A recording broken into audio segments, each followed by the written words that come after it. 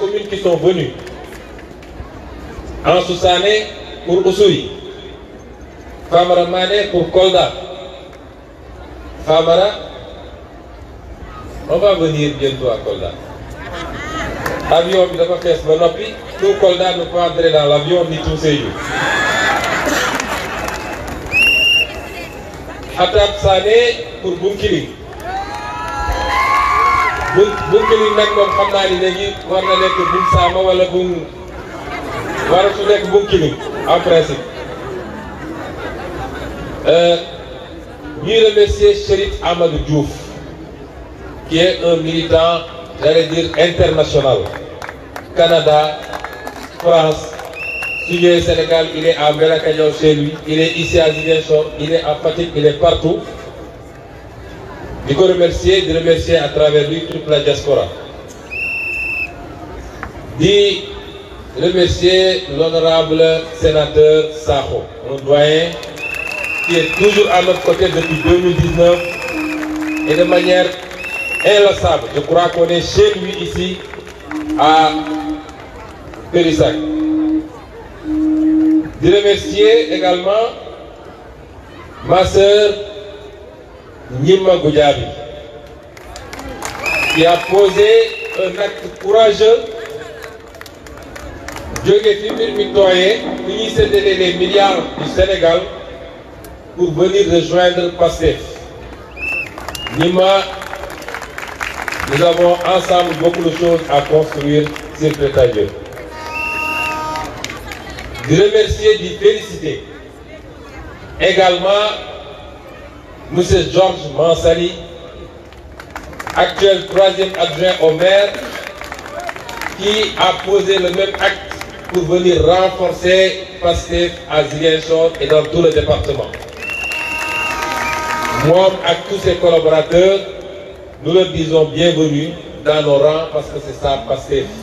Quand on crée le parti, on était moins de 10 personnes dans un salon. Mais dañu ne woon Sénégalais yi patriotes yi ils sont un peu partout. Et il va falloir aller les chercher ou alors leur permettre de nous rejoindre à tout moment de notre combat.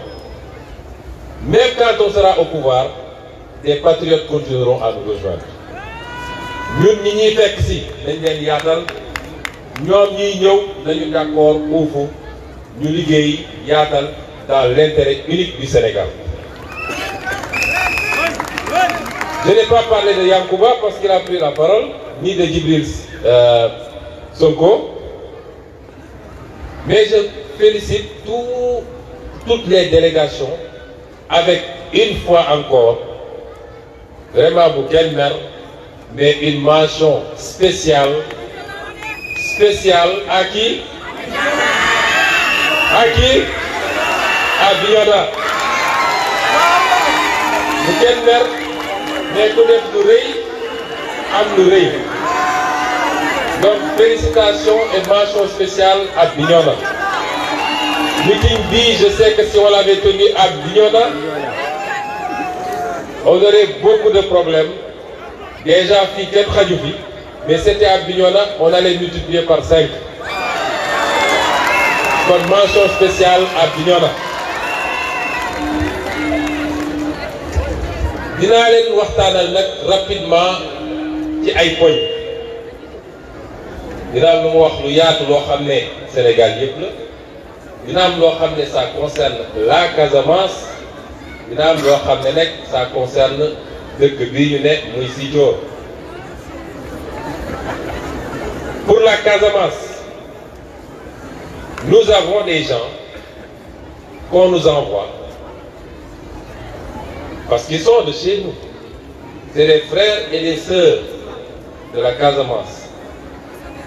Mais dama ne on nous les envoie parce que bu ñu demee fële ñu jox.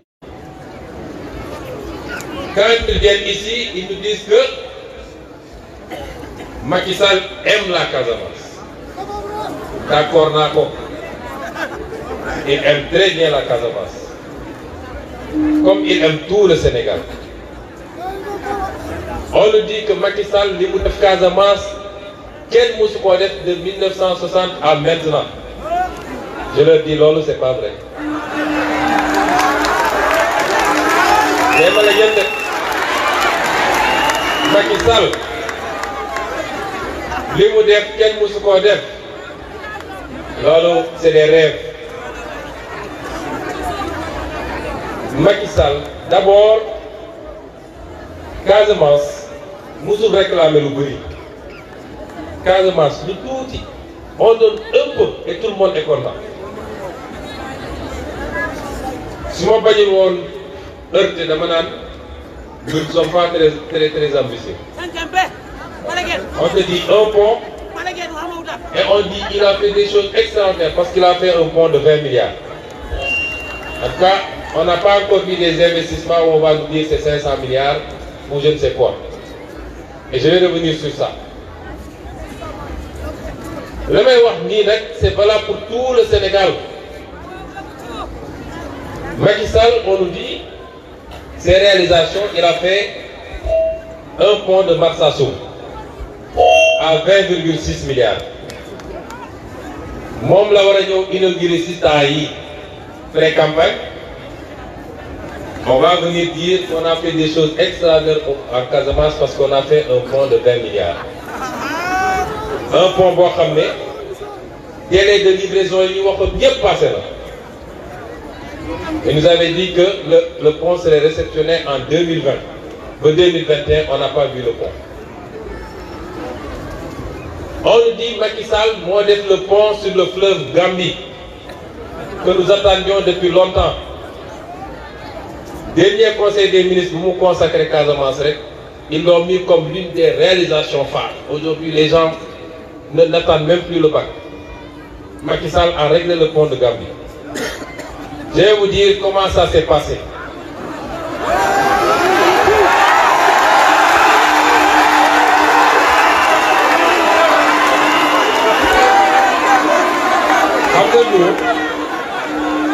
Xam nga nous on fait de la politique saine. Mooy suñuy wax dañuy wax xam-xam. Insulter, recruter des nervis pour attaquer des gens, c'est les tonneaux vides qui le font.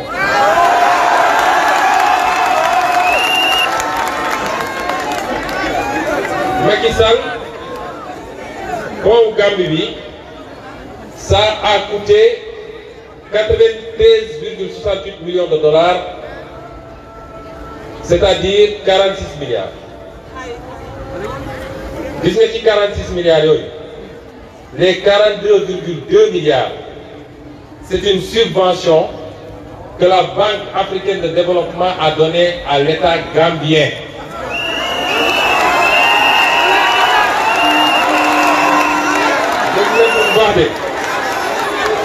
Il dit que c'est lui qui a fait le pont. 46 milliards, soo ci jëlee 42,2 milliards, lan moo ci des? 4 milliards yooyu moom la Macky Sall, Banque africaine de développement lebal ko ko, c'est ça sa participation dans le pont de la Gambie. te li ma wax nii celui qui est garçon parmi eux il n'a qu'à sortir mu démentir ko.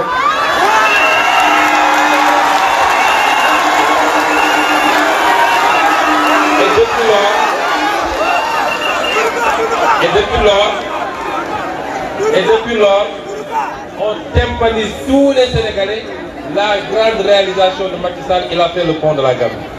C'est archi faux. Lan la ñu wax di def nañ ko fii beaucoup de budget.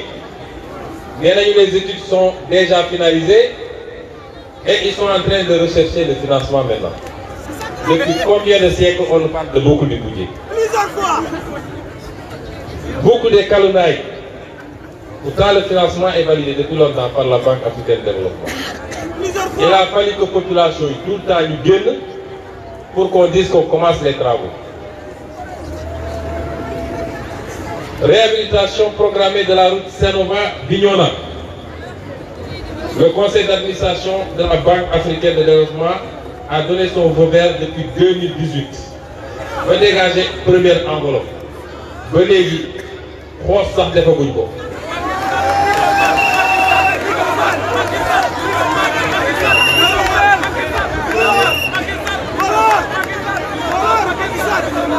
Vous prenez une réhabilitation, reconstruction rapide des ponts de Tobor, Émile Badiane, Bayla et Diouloulou. Depuis combien de temps ils nous parlent de ça? Ils vont attendre que les gens tombent du pont, bakkan faatu fa, ñu doog a jóg di daw.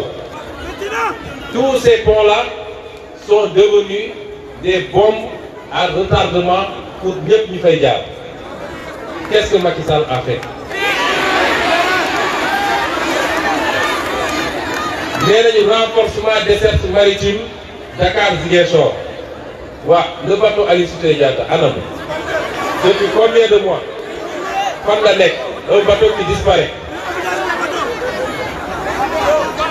Et li gën a garaaw, ils sont en train de tuer le transport maritime parce que rek il y a une mafia bu ñu organisée avec des bateaux pour le transport de la noix d'Anacard et en même temps ñu ngi rey le transport par voie terrestre parce que nee nañu un Sénégalais n'a pas le droit de transporter de la noix d'Anacard par la route de Ziguinchor ou de Bignona ou d'Oussouye à Dakar ou à Touba ou ailleurs. loolu fii rek la am. On n'oserait jamais dire qu'un Sénégalais n'a pas le droit de prendre son camion, de mettre sa marchandise, de quitter Touba pour aller Saint-Louis ou de quitter Saint-Louis pour aller à Dagana. Pourquoi on dit que fii nit amul droit jël camion pour amener sa noix d'Anacard à Dakar? C'est pas normal. On nous a parlé d'Agropole Sud. Un bon projet dans la conception. 80 milliards la ñu soxla pour Agropole Sud. Jusqu'à présent, Agropole Sud amagul. Les fruits pourrissent en Casamance, les produits pourrissent parce qu'on n'a pas une vision pour la Casamance pour travailler ici, transformer ici et créer de la valeur ajoutée pour les Casamançais et pour le Sénégal. 80 milliards pour un projet comme ça, lan la signifier pendant que tu mets des centaines de milliards pour construire des stades et des arènes. Puis tu crées des milliers d'emplois, tu crées de la valeur ajoutée, tu exportes et tu as de la devise. Et tu crées de la fiscalité pour les communes et pour l'État. nga bàyyi loolu yëpp di tabax ay affaires yu ñàkk fayda mais ñàkk vision weesuwul loolu et c'est ça Macky Sall.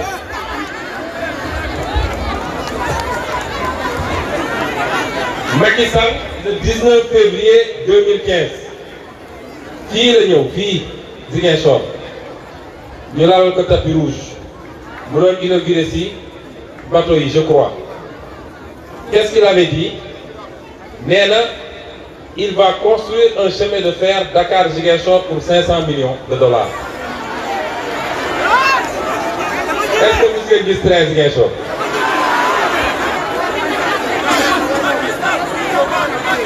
nee na il va construire le chemin de fer Dakar-Ziguinchor pour 500 milliards.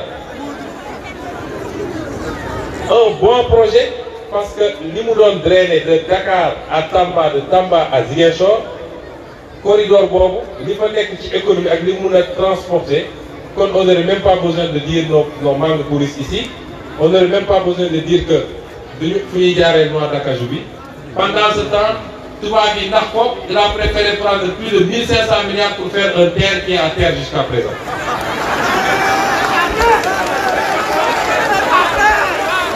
Et rappelez-vous, bu ma leen leen terre bi ça coûte plus de 500 millions, 600 millions yi ñu waxoon. Ils ont failli faire des crises cardiaques à l'Assemblée. On m'a menacé. Ñu ne dégg naa ko. L'histoire m'a donné raison. Avant l'élection présidentielle bi mu ne day inaugurer terre bi. J'avais dit si son terre là fait aller-retour Dakar Diamniadio Dakar, je ne m'appelle plus Ousmane Sonko. Le terre n'a jamais fait ça.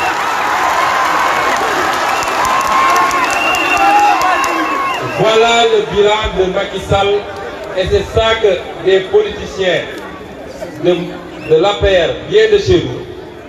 Chaque week-end ñu ngi fii dans les radios, ils tympanisent les Casamançais avec le bilan de Macky Sall. C'est ça le bilan de Macky Sall. Je dis toutes ces promesses soo leen boole woon matul 300 milliards toutes ces promesses réunies. Et voilà qu'on vient wax gars yi du lañu wax leen ko mais ça c'est fini te bu door a ku ma mbande ça c'est fini 1960 comme 1960 déjà chaque fois ils viennent ils racontent des histoires nous vous donnerons les chiffres nous vous donnerons les faits te di ngeen xam ni waxuñu dëgg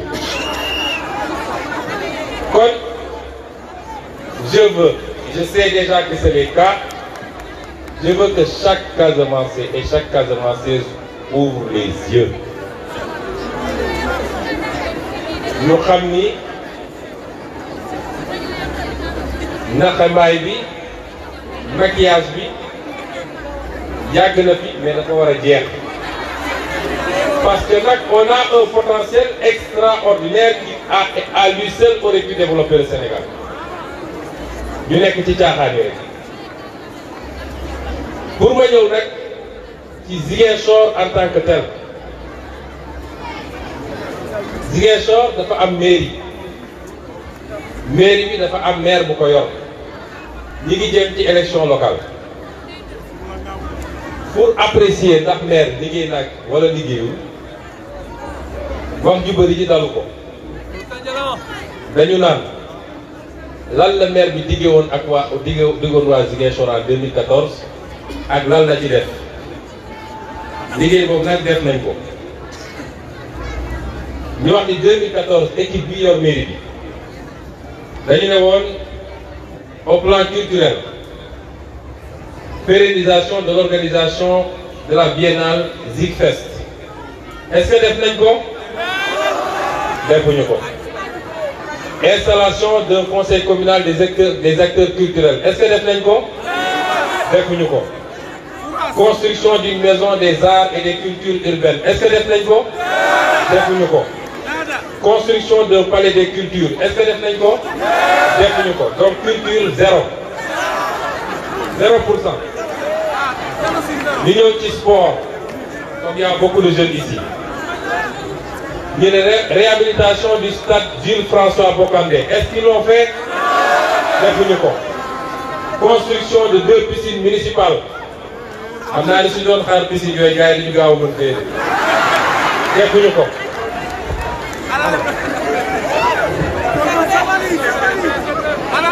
ba bay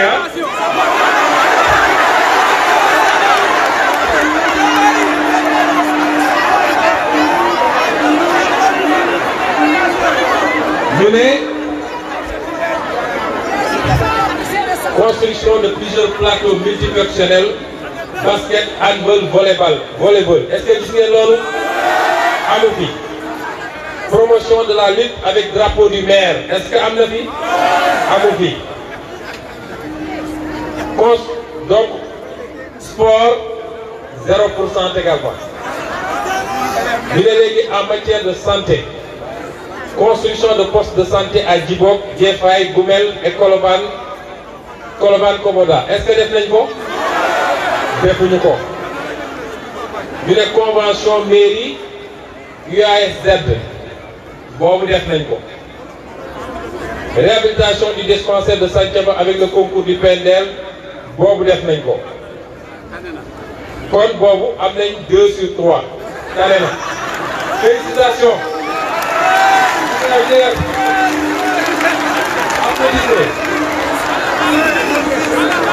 Alors, espace vert. Une réhabilitation des jardins publics et des espaces verts. Est-ce que gis ngeen ci jardin public defuñu ko. Donc espace vert 0 parce que benn la woon. Emploi des jeunes.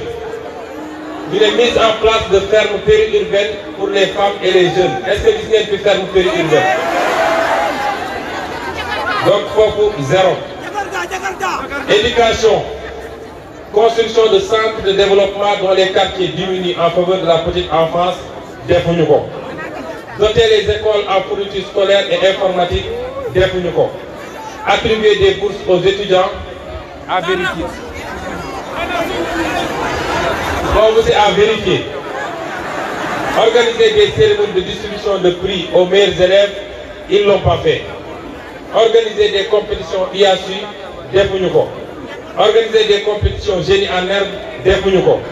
Réhabilitation des centres de certaines écoles et construction de salles de classe. Il n'y a que construction du mur de l'école Francis Carvalho. Donc le bilan à ce niveau-là est presque existant. Vous avez enseignement technique, construction d'un centre de formation des métiers de l'automobile, defuñu ko. Éclairage pour l'éclairage public, éclairage dans tous les quartiers. Beaucoup de lampadaires ont été installés, mais beaucoup de ces lampadaires ne sont pas fonctionnels. Kandialan, Kenya, Nema 2, Castor, tous ces villages sont dans l'obscurité. Transport, construction de la nouvelle gare routière, ce n'est pas fait. Construction des routes, voiries, il y a eu uniquement le Promoville. Or, le Promoville, c'est un programme de l'État du Sénégal. Une anomalie, parce qu'un État central digne de son nom de Dougouti a quartier du tabac, à Italie, c'est les attributions des mairies. Mais je vais revenir à ça. Comme, si vous voulez apprécier du lanit, ce n'est pas la peine d'aller sur les radios, de discuter, du couloir. Un candidat, il vient avec un programme et des engagements. 7 ans plus tard, parce qu'il y a 2 ans de mandat, on sort le programme, on sait ce qui a été réalisé ou pas. Et ce qui a été réalisé à Ziguinchor, c'est moins de 3% des engagements qui avaient été pris par l'équipe municipale. Il faudra faire ça à Bignona. Il faudra le faire à Oussouye. Il faudra le faire à Djembéré. Il faudra le faire à Dakar. Il faudra le faire à Saint-Louis. Il faudra le faire partout. Alors, mais pour autant, mon frère Abdoulaye Baldé n'est pas un mauvais maire, c'est un bon maire. Vous savez pourquoi? Je ne considère pas qu'il soit un mauvais maire. Mais Sénégal, la décentralisation, c'est fait pour que ben acteur politique doit émerger à partir des communes. Et c'est pourquoi la ville de Dakar, quand Khalifa Sall commence à faire des résultats, parce qu'il va commencer à avoir une dimension nationale. Leur conception de l'État, moi l'État ultra centralisé, l'État jacobin, moi qui doit émerger à partir de la gestion des collectivités locales. Et pour nous faire, il faut qu'il fasse tout pour que les collectivités locales n'aient pas de moyens de travailler. Une ville comme Ziguinchor, 2 milliards de budget, c'est quoi? 2 milliards, sauf un éclairage public au Moudière. Je ne prends pas la défense de Baldé. Je vais y revenir.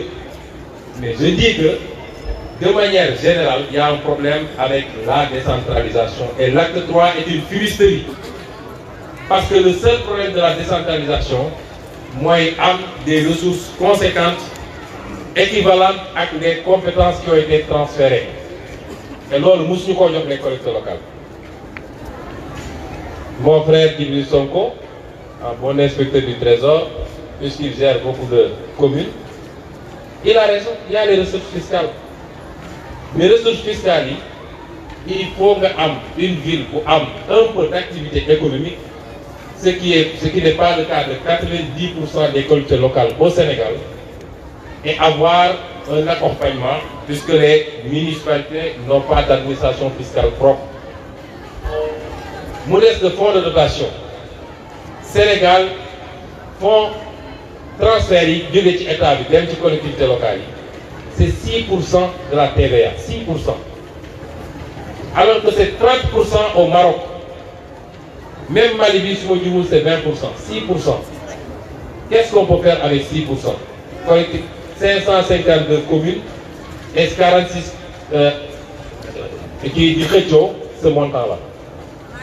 C'est insignifiant. Et c'est pourquoi, le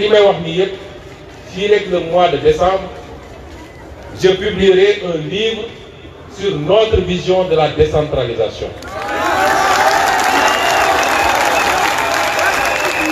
plaît à Dieu.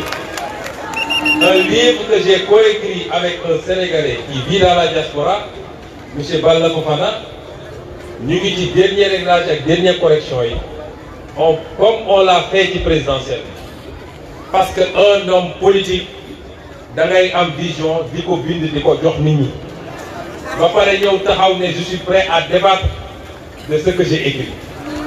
Mais homme politique, que pour qu'il y ait ce état avec, nous déverser et puis recruter des magistrats, c'est terminé. Il faut mettre à la place tout ça. Et donc, mais ce n'est pas pour autant qu'on ne peut rien faire avec les collectivités. Mais pour le faire, il faut faire preuve d'inventivité. Il faut que ça bombe utiliser quoi.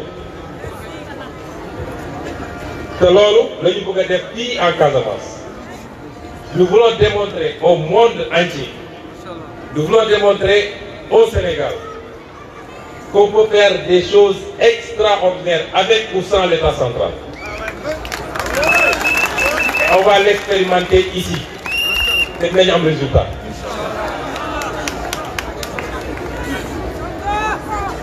Nous avons beaucoup d'ambition pour la Casamance.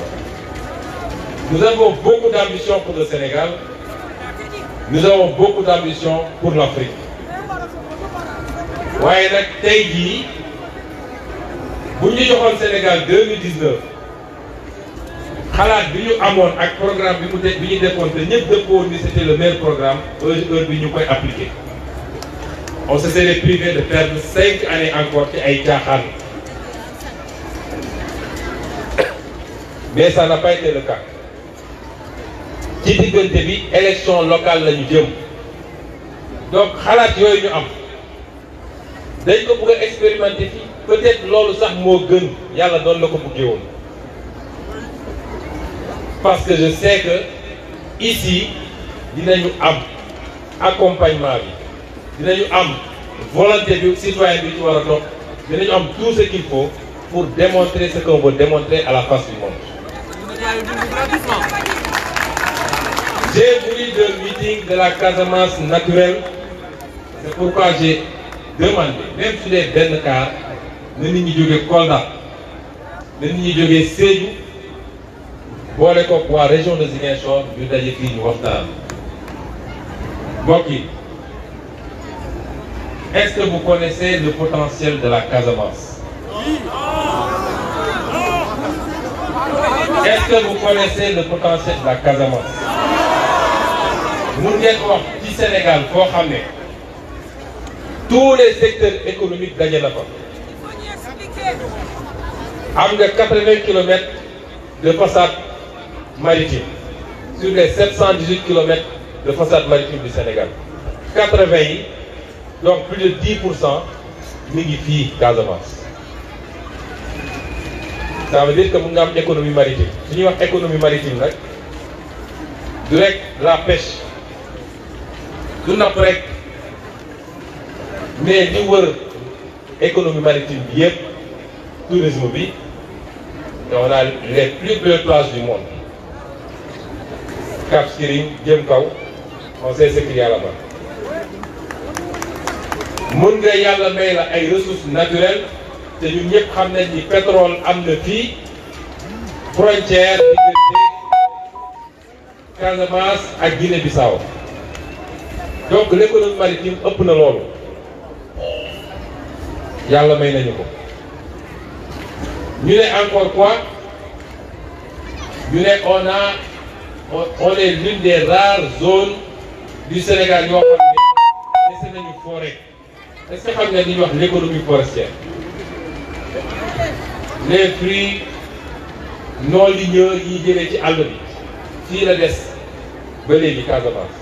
Ku bëgg a màcc tool fii nga koy yow jël see. Ku bëgg a màcc kabaat wala madd pour ñëpp xam Sénégal fii nga koy jëlee. Ku bëgg a am kuuku bu doy wala sal darkase noix d'arachide sal darkase fii nga koy jëlee. Banana golo fii nga koy jëlee. ak yeneen Là, je prends les pluies exotiques. Je ne parle pas de mangue, je ne parle pas de... Je prends des pluies exotiques. Filière boo mënti jël mi ngi fi. Loolu yàlla may nañu. Ñu ne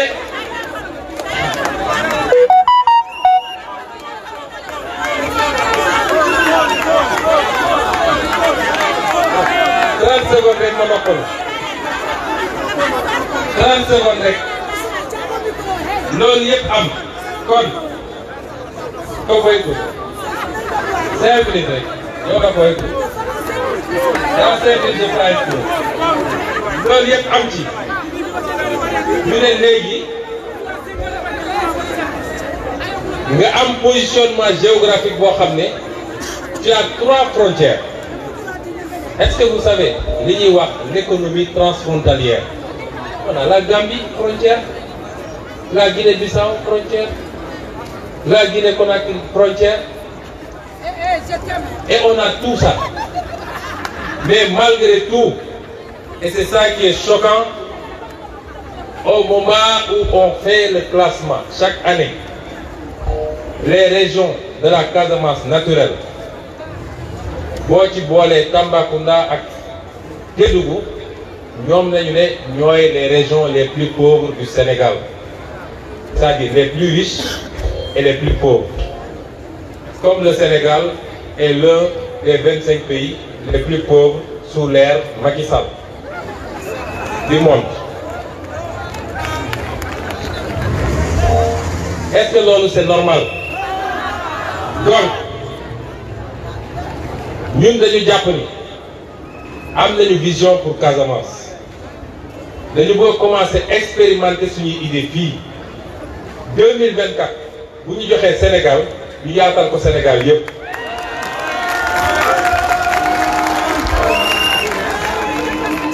am nañu programme économique pour la Casamance ci agriculture ci élevage ci pêche ci filière yépp.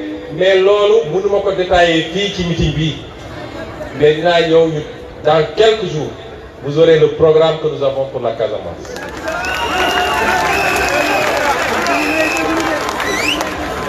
kon ñun jàpp nañ ni on peut faire de très grandes choses ici avec ou sans l'État li ci bi wax moo am léegi suñu acte État mënuñu ko bañ a jox.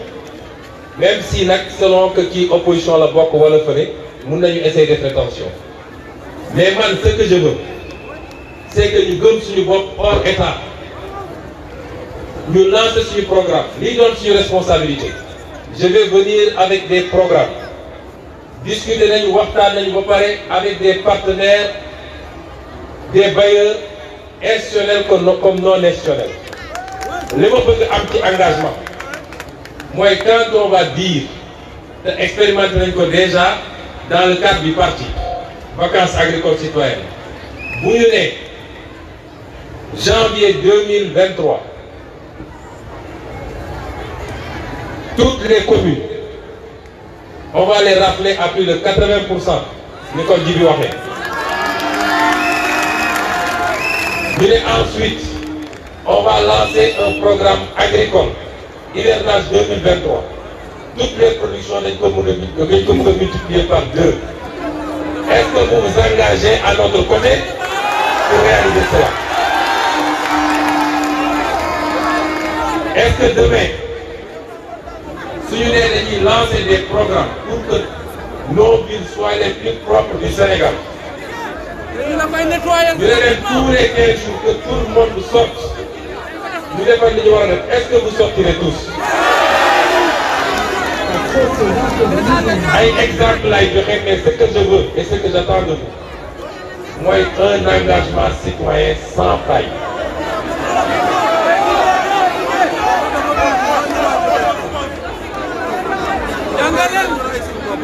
Le maire qui moi, un engagement citoyen sans faille. Amener le programme pour mettre ici à Casamance la première unité industrielle de traitement des déchets. Parce que nous avons une ici à côté, je crois que ça doit être à Enampor, Mamatoro, nous faisons des sorties valides. Amener le programme pour avoir nos propres unités de fabrication de pavés, parce que nous avons un état central, nous avons fait des pavés. Ça, c'est le travail de la commune et des Casamassés. Nous avons des programmes, ça va créer beaucoup d'emplois, ça va régler des problèmes écologiques et ça va générer de l'économie, beaucoup d'économie. Et ça va régler des problèmes écologiques. Mais pour nous dire quoi, nous avons besoin de vous. Moi, je n'ai pas besoin de l'État, j'ai besoin de vous. Est-ce que vous êtes prêts?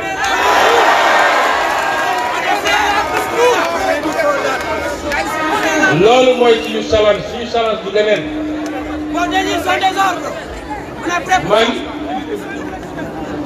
Mon grand-père, voilà mon arrière-grand-père, il a été chef de canton. Il a fait beaucoup de choses. Même si il y a des gens qui ont mais pas du tout parce que c'est des paresseux.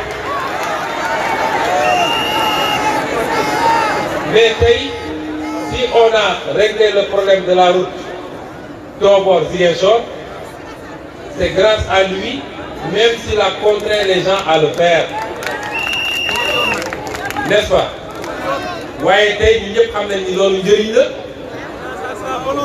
Si l'école est entrée très vite dans le groupe, c'est grâce à lui. Nous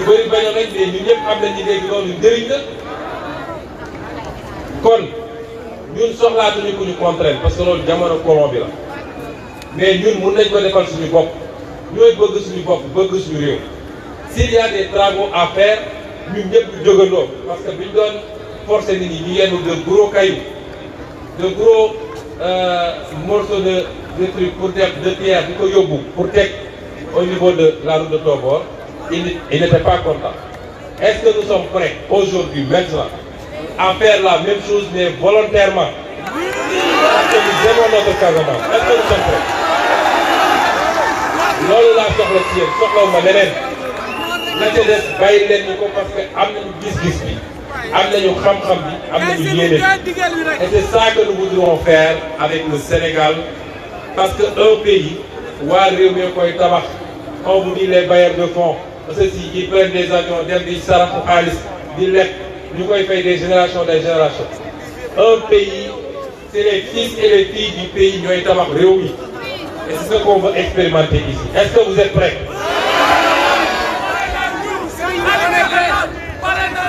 Donc lépp loo xam ne am nañ ko yéene bis bu ñu dénkee réew bëgg nañ ko expérimenter même sur le plan mémoriel.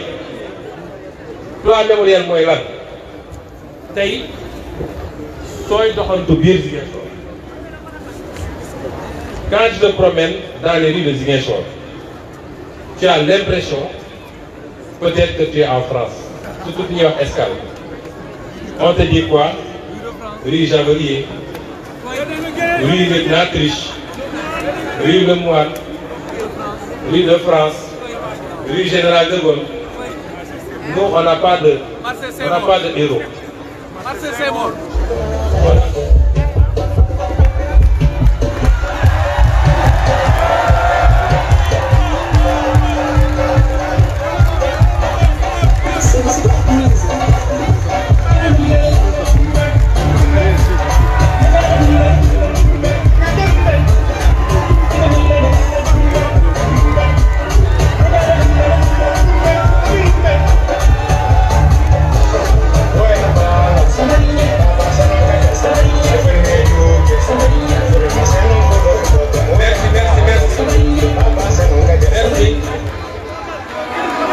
Merci.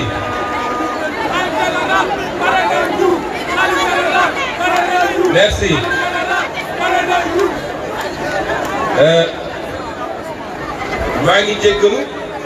Il y a des gens qui doivent rentrer loin. Mais c'est important. Parce que c'est le résumé de notre combat politique depuis qu'on est en politique. La souveraineté, la fierté d'être ce qu'on est, mais surtout la fidélité à notre histoire. Parce qu'on nous a fait croire qu'on n'a pas d'histoire.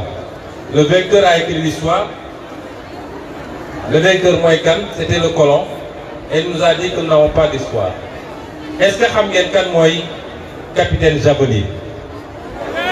Ici à côté il y a la rue Capitaine Javelier. Capitaine Javelier, en 1914, il a fait un recrutement forcé ici à Bignona. Nous jël ay soldats des Bignonois engagés par force de la Première Guerre mondiale. Il en a amené 117. Ces 117 sont allés et ils ont été tous massacrés. Avec lui, dans le moment où il est resté là-bas, ils ont été massacrés au mois de novembre 1914 à Arras, en France. Moi, nous avons une rue pour lui rendre hommage. Mais les 117 Casamassés qui sont morts là-bas, c'est des anonymes. Et 60 ans après l'indépendance, nous, on continue à célébrer ce monsieur. Le lieutenant Truche, il a opéré des massacres dans le Kassa. Parce que les gens avaient refusé de payer l'impôt. Moi, avec un détachement de 500 hommes, et il est allé massacrer les gens. Et les gens se sont organisés. Les floupes yu Ayoun, les gens du village de Kayut, et en 1886, nous organisé une contre-attaque et ils ont tué là-bas le lieutenant Truche. Et on donne au lieutenant Truche le nom d'une rue à Ziguinchor. C'était normal, tout va bien, nous colonisons. Mais nous, après, on continue. C'est pourquoi cette rue, si je suis maire, elle va s'appeler...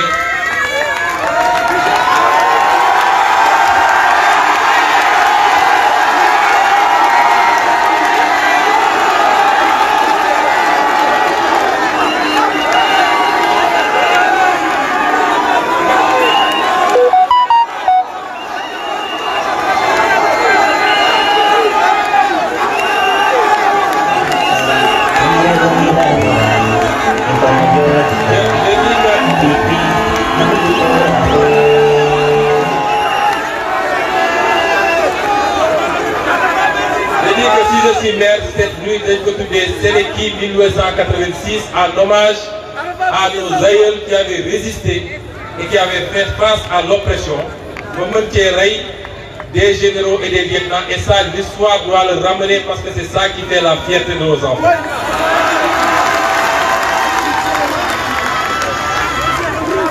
Alors, je ne vais pas être long parce que je me dégoûte. Depuis quelques temps, je suis je vais vous poser une question. Elle est très simple.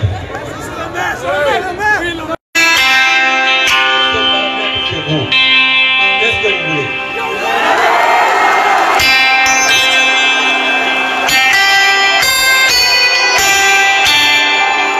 Enfant. Je connais ma relation. La relation affective extrêmement profonde qui me lie à la Casamance. Ce lien noir, ça ne tombe pas dans l'oreille de sourd. Mais d'accord, moi pour autant, je ne suis pas d'accord. Vous voulez que je sois maire de Ziguinchor, une personnalité forte, ou des communes appartenant à la même mouvance politique.